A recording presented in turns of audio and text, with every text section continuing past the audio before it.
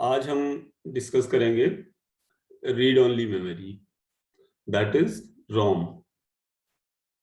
तो रोम जैसे कि नाम से क्लियर है कि it is used for the reading purpose only.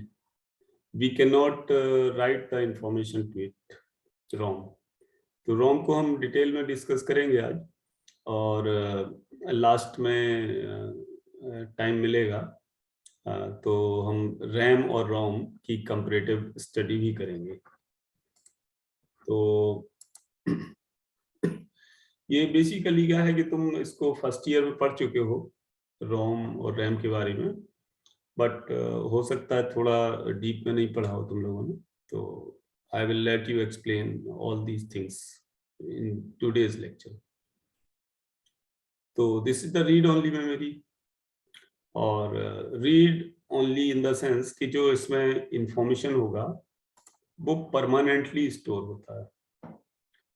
Hardware production के टाइम जब ये मैन्युफैक्चर होती है, तो बाद में हम देखेंगे कि ये मैन्युफैक्चर होते टाइम परमानेंट स्टोर कर दिया जाता है, या फिर इसमें और भी मॉडिफिकेशन होते हैं कि इनके इंफॉर्मेशन को हम इरेज करके भी राइट कर सकते हैं। But name is read only memory. तो एक बार जो लिख किया इन जनरल जो हम रोम को जानते हैं, तो that becomes permanent. ROM in the sense कि जो हमारे दिमाग में है, ROM is the chip, IC chip occurred in the motherboard of the computer or inside any of the electronic circuitry of the computer or any device related to the computer, or also in the devices used in the home appliances। जहाँ भी permanent store information हम करते हैं for the display, जिन भी home appliances में तुम्हारा जो display आता है, जो फिक्स होता है initial display, that is the part of the ROM. जैसे वॉशिंग मशीन में है, तो जब हम इसको ऑन करते हैं तो जो लेटेस्ट एडवांस वॉशिंग मशीन है, तो उसमें जो डिस्प्ले आता है that is because of the ROM. Mobile में जो डिस्प्ले आता है स्टार्टिंग में when we switched on the mobile, this display, the permanent information, the fixed program is stored inside the ROM, which cannot be altered। किसी भी device में देख लो, एडवांस प्रिंटर्स में you can see the display. तो whatever is fixed program, that is because of the ROM. तो पहले हम रोम के बारे में थोड़ा सा डिस्कस करते हैं, इसके जो कैरेक्टरिस्टिक्स हैं कि this is non volatile memory, while our RAM was the volatile memory। Non volatile in the sense कि इंफॉर्मेशन जो भी है इसमें स्टोर दैट इज परमानेंट। उस पे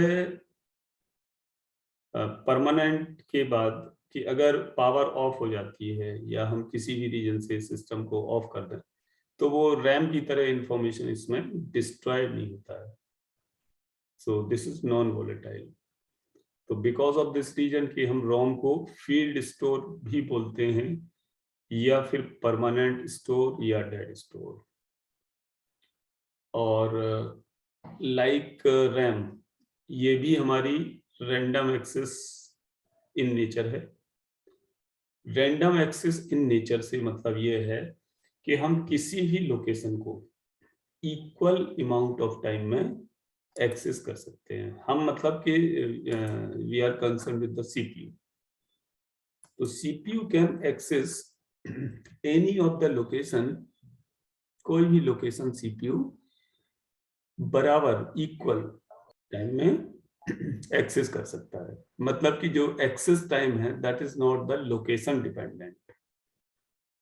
जितनी भी लोकेशंस हैं रैम में या रोम में, दोनों का नेचर ही रैंडम एक्सेस है। रैंडम एक्सेस नाम इसलिए पड़ा है रैम का, but this nature is applied to the ROM as well.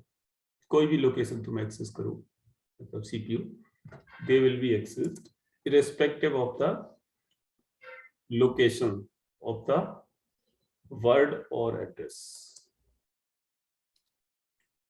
तो अब इसमें रोम में क्या है हमारा कि स्पेशल इलेक्ट्रॉनिक फ्यूजेस होते हैं, तो वो स्पेसिफिक कॉन्फ़िगरेशन के लिए प्रोग्राम किए जाते हैं। जो स्पेसिफिक कॉन्फ़िगरेशन के लिए प्रोग्राम किए जाते हैं वो हमारे स्पेसिफिक कॉन्फ़िगरेशन परमानेंट हो जाते हैं, दैट बिकम्स द फिक्स्ड।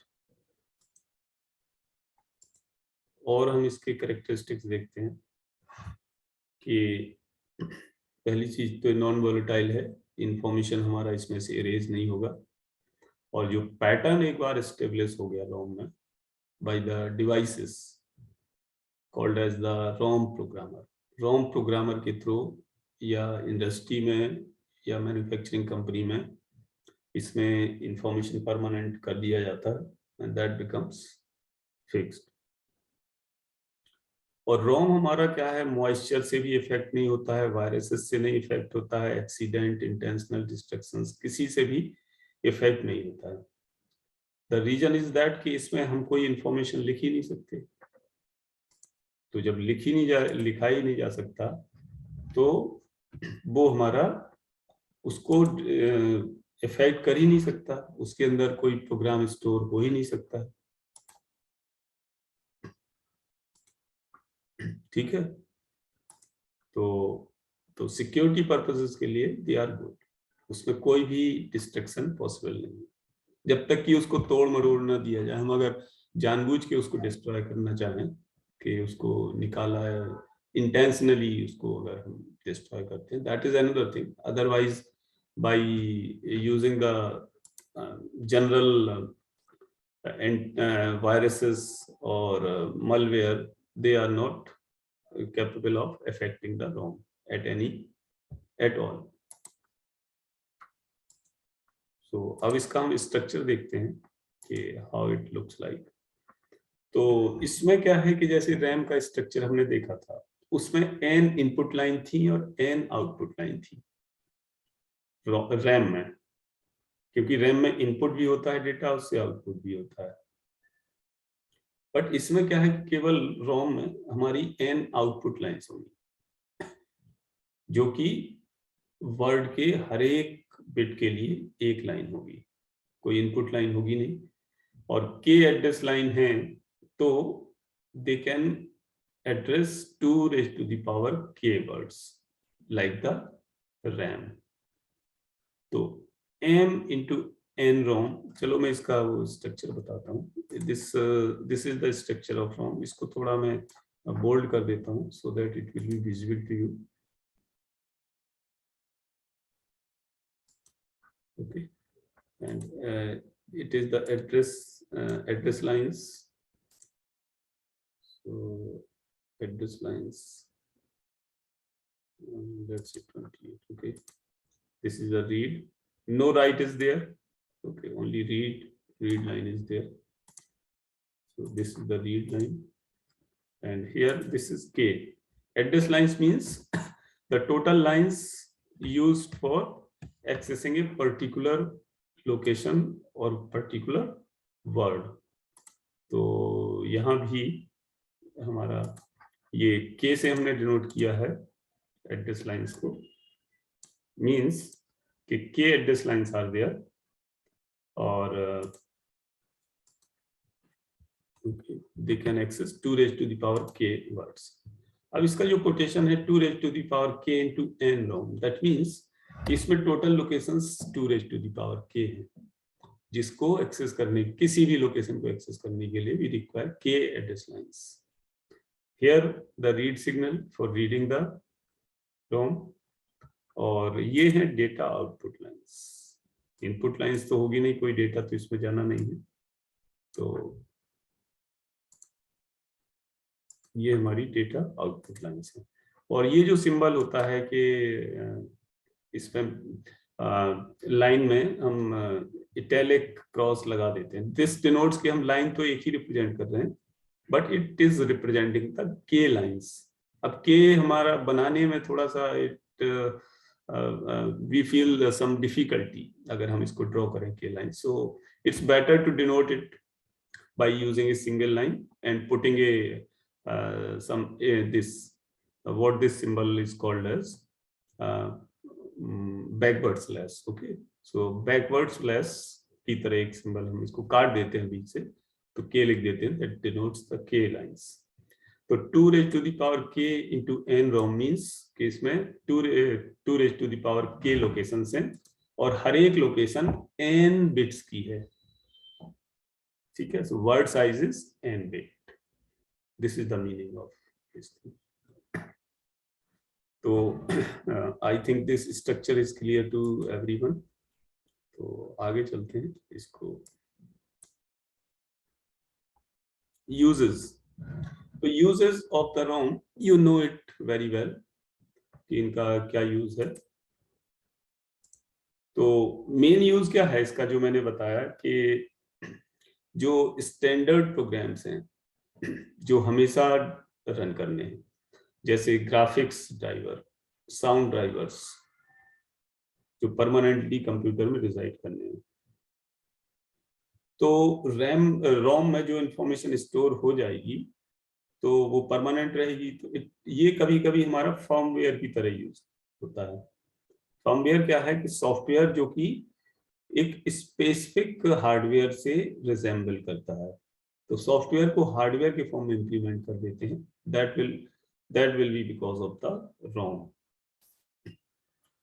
तो इस use generally mostly home appliances devices में है और सर्किट, ये मदरबोर्ड में है, सर्किट में है, जितने भी तुम्हारे ड्राइवर्स हैं जो कि फिक्स टाइप के ड्राइवर्स हैं, so they will be stored inside the ROM. और बेसिक इनपुट आउटपुट सिस्टम है बायोस, जो कंप्यूटर को बूट अप करने के लिए यूज होता है. जब हम सिस्टम को ऑन करते हैं, कंप्यूटर सिस्टम को, देन ऑन करते ही हमारे पास स्क्रीन पे जो डिस्प्ले होता है, that is stored inside the ROM.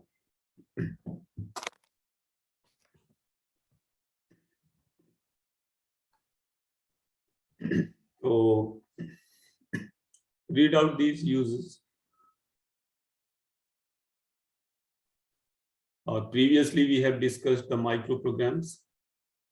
So ROM is used to store the micro program, जो कि हमने पहले डिस्कस किया था, in the form of control memory.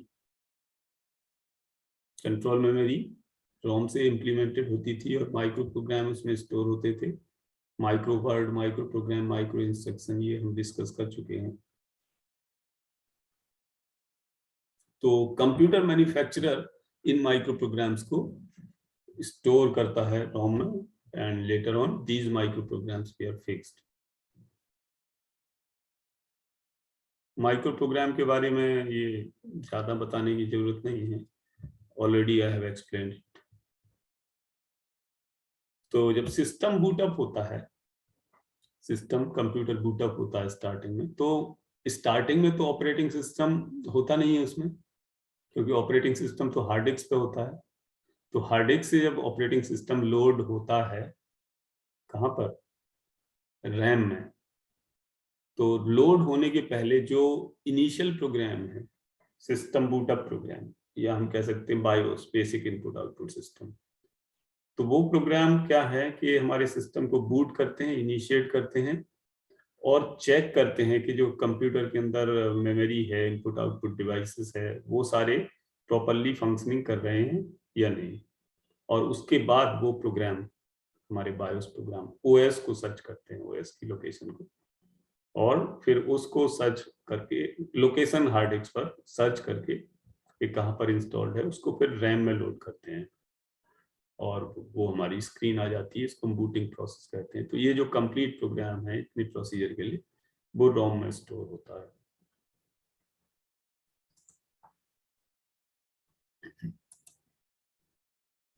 तो बायोस जो अभी मैं बता रहा था, that is regarding the BIOS.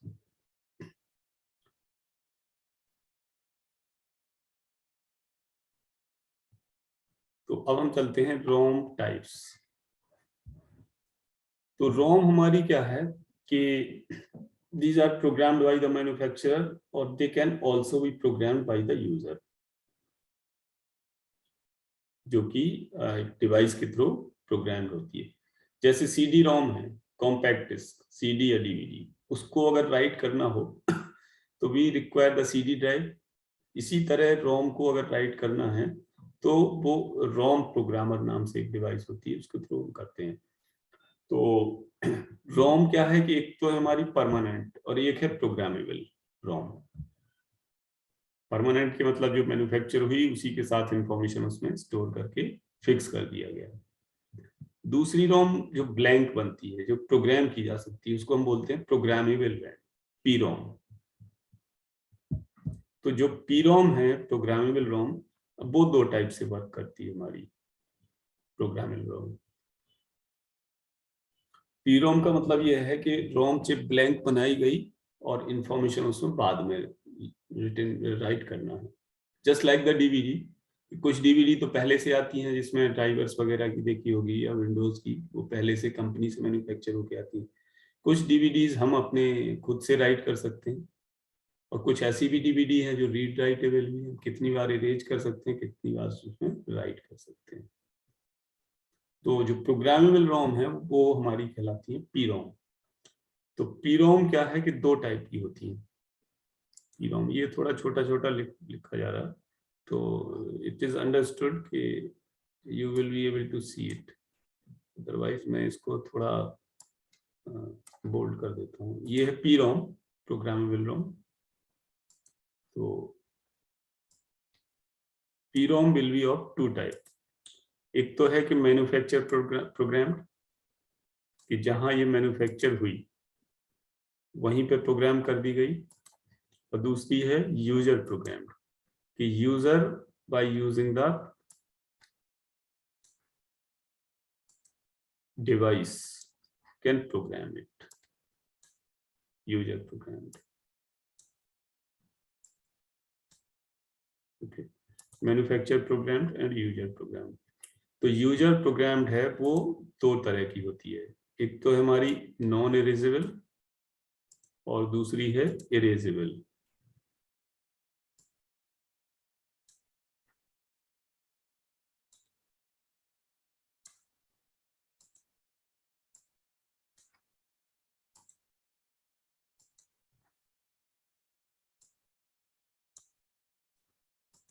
User programmed erasable है, नॉन इरेजेबल है। और इरेजेबल में फिर दो टाइप के हैं, एक तो अल्ट्रा वायलेट ईपीरोम और एक है इलेक्ट्रिकली इरेजेबल। मतलब हम अल्ट्रा वायलेट लाइट का यूज करके इरेज कर सकते हैं, या दूसरा इलेक्ट्रिसिटी को यूज करके इरेज कर सकते हैं। दिस इज द कैटेगराइजेशन जिसको हम अभी डिस्कस कर लेते हैं।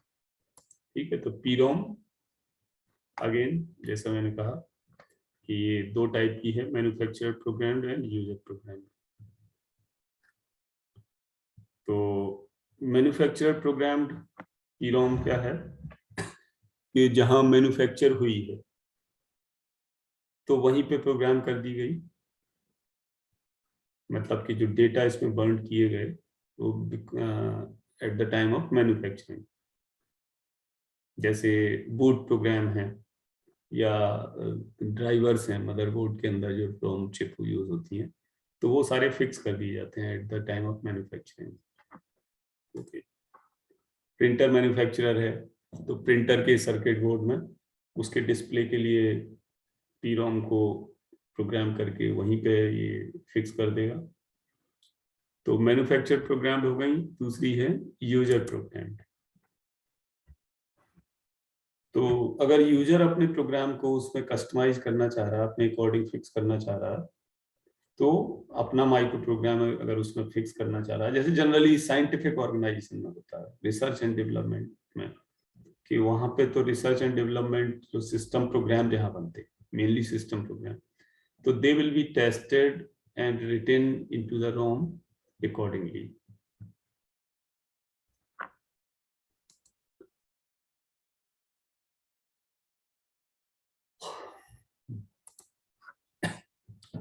तो यूजर प्रोग्राम्ड अब हमारी क्या है कि ये जो यूजर प्रोग्राम मैंने बताया कि ये रोम प्रोग्रामर डिवाइस से राइट की जाता है, किया जाता है रोम प्रोग्राम में।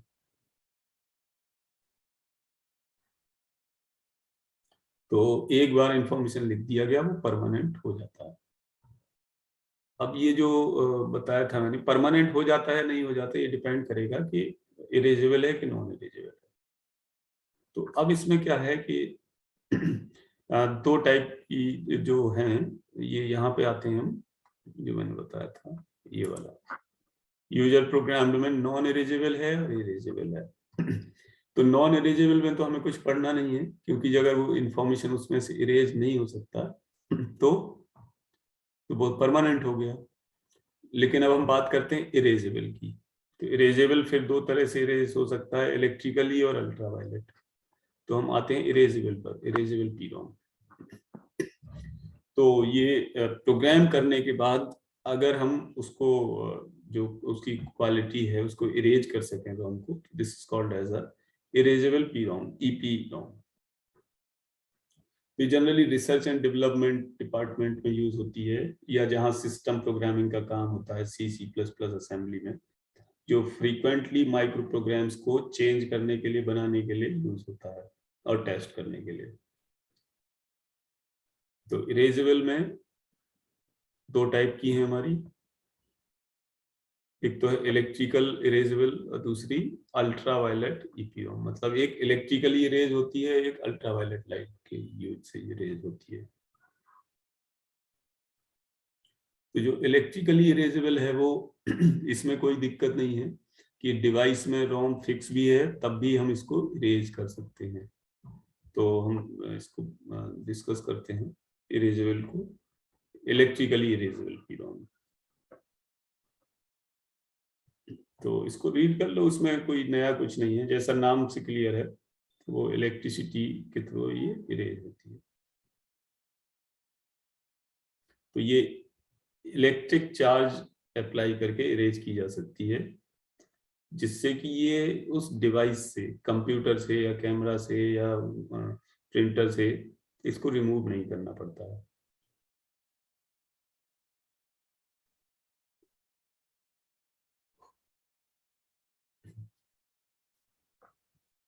तो आगे चलते हैं इसमें। अल्ट्रावायलेट ईपीरोम मतलब ultraviolet erasable UV EPROM, okay, erasable PROM.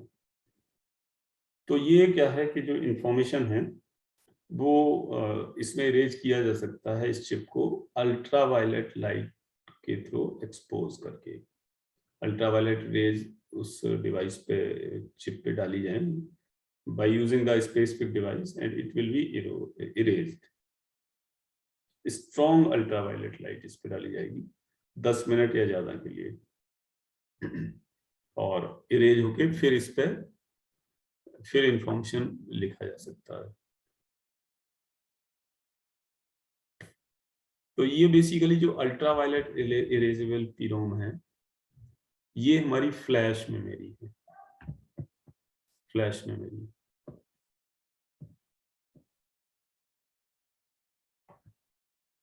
तो अब हम कंपैरिजन कर लेते हैं रैम एंड रोम के बीच, रैम और रोम के बीच कंपैरिजन। तो रैम का नाम, रोम का नाम जानते ही हो, और ये भी जानते हो कि रैम हमारा रीड राइट मेमोरी है। डेटा रैम में दोनों लिख सकते हैं हम, या रीड कर सकते हैं, राइट कर सकते हैं, बट रोम में data can only be read. जब हम रोम की बात करते हैं तो जनरल रोम चिप, अदरवाइज इनका कैटेगरी तो अलग अलग है। फिर वॉलेटाइल नॉन वॉलेटाइल जो थर्ड प्रॉपर्टी है, उसमें रैम हमारी वॉलेटाइल है कि जो कंटेंट्स हैं वो इरेज हो जाते हैं जैसे इलेक्ट्रिसिटी ऑफ हुई, जबकि रोम क्या है, नॉन वॉलेटाइल है। तो रोम में कंटेंट्स हमारे परमानेंट रहते हैं अगर पावर ऑफ भी हो गई तो। दूसरा temporary permanent, RAM as we know कि ये हमारी क्या है कि वॉलेटाइल है, तो ये टेम्परेरी है। रोम नॉन वॉलेटाइल है तो ये परमानेंट है। एक्सेस मेथड दोनों का रैंडम एक्सेस है। अवेलेबिलिटी अवेलेबिलिटी जानते हो, कल हमने इसको डिस्कस किया था कि सिम एंड डिम, अगर ये स्लॉट यानी जो चिप है वो दोनों तरफ है अगर डेटा, तो this is called as the dim.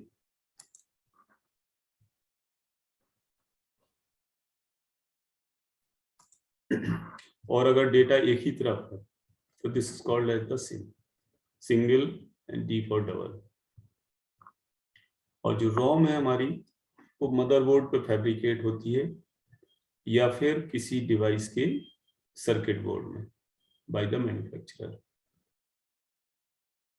अब लास्ट स्लाइड है। रैम के जो टाइप हैं वो स्टैटिक रैम और डायनेमिक रैम होता है, और रोम की जो टाइप है वो है प्रोग्रामेबल रोम, erasable, electrically erasable, ultraviolet erasable. तो ये इनके टाइप हो गए। और एप्लीकेशन रैम का मालूम ही है, जो इट रैम क्या स्टोर करता है, डेटा जो टेम्परेरी यूज होने सीपीयू के द्वारा। रोम भी वही काम करता है कि रैम और रैम दोनों ही प्राइमरी मेमोरी हैं, तो डेटा यानी सीपीयू तो रीड करेगा डेटा दोनों से अलग अलग टाइम पर जब भी सीपीयू को रिक्वायरमेंट होगी, लेकिन रैम से सीपीयू केवल मतलब रोम से सीपीयू केवल रीड कर सकता है, जबकि रैम में सीपीयू रीड राइट कर सकता है। तो जो भी इंफॉर्मेशन है रैम रोम में वो हमारा डायरेक्ट सीपीयू उसको रीड कर सकता है, और कैश मेमोरी से इंटरेक्शन होता ही है, तो रैम से या रोम से डेटा कैश मेमोरी में आ सकता है whenever it is needed by the CPU. Okay, so by this we have completed the discussion for ROM, read-only memory. So in next lecture we can discuss the different types of memory, जैसे flash memory है हमारी, random access memory organization. तो this will be the lecture number 40, जो fourth coming lecture है। Current lecture is 39, तो 40 अभी हम skip करके, because it is not included inside your syllabus, तो 40 को स्किप करके 41 पे आ जाएंगे, जहां हम नेक्स्ट सेकेंडरी मेमोरी डिस्कस करेंगे, secondary memory in next lecture. Sir बस क्या हुआ?